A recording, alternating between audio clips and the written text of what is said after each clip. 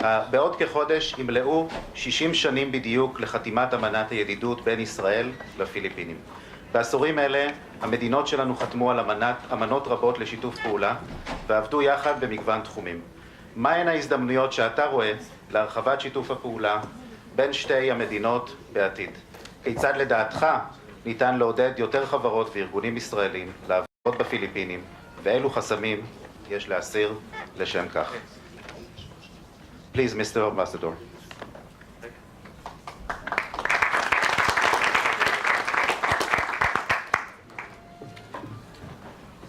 Shalom lekulam, and please pardon me for speaking in English. Even though I've been here for 3.5 years, my Hebrew is very defective. The Philippines has been a recipient of Israel's development assistance for many years, and this was exemplified by the assistance provided by Israel in the aftermath of Typhoon Haiyan, which was the strongest typhoon ever recorded. In 2013, Israel, just a few days after the disaster, immediately sent more than 100 members of the IDF, and they set up a field hospital and assisted almost 3,000 patients in a few weeks' time. And the Filipino people will forever be grateful for this humanitarian assistance provided by Israel. And I would also like to mention that Gil Haskell probably knows this more than me. More than 3,500 Filipinos have availed of training programs provided by Mashav, Israel's development agency, in the last few decades. And I'd like to take this opportunity, of course, to thank Mashav and the other development partners that are present here for being a partner of the Philippines in helping build capacity, especially in our underdeveloped sectors. There is also a very prominent program being implemented by Israel called the Granot Agro-Studies Program.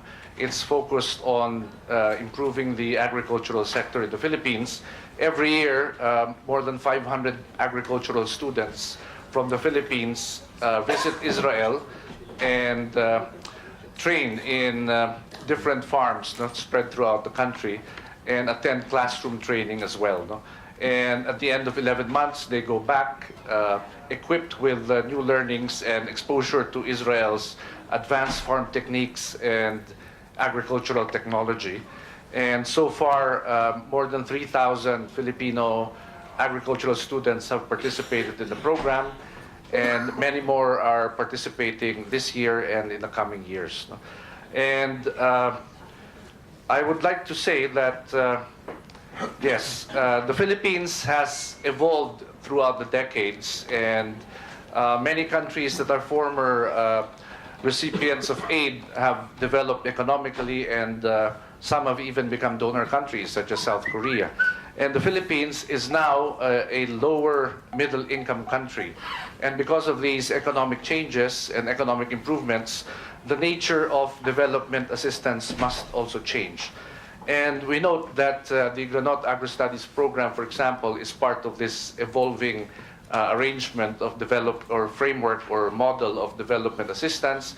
Basically, this program is self-sustaining, and we think it's mutually beneficial. The agricultural students come here to work in the farms, so they also assist in developing the agricultural sector of Israel, just like the other agricultural workers and students who come here.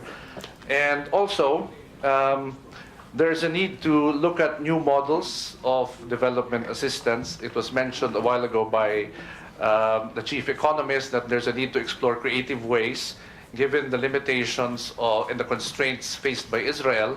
And we know that Israel is a developed country, a member of the OECD, and it is a small country but with a very big heart. And however, there are constraints. So I would like to note that there are other arrangements that can be explored in development cooperation with the Philippines.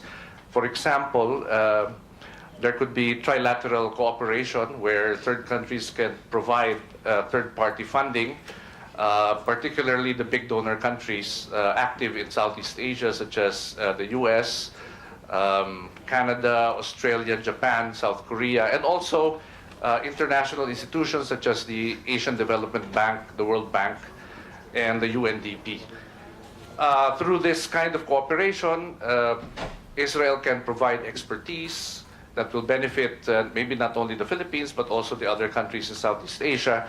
And a third party can provide third-party funding. And this is already happening with other countries. And also, it might be a good idea for Israel to also partner with reputable development NGOs. As you know, the Philippines is a liberal democracy, and we have a thriving NGO sector. And those that are reputable and non-political and focused on development projects can be good partners for Israel. Working with government may not be the best arrangement in some cases. Some of these development NGOs have very strong grassroots presence, and they might be a more efficient distributor of assistance, no? Or partner for assistance in some cases. And so with that, I would like to wish Mashav and the members of SID, more success, no, as you pursue Tikkun Olam in our part of the world, in Asia and also in Africa.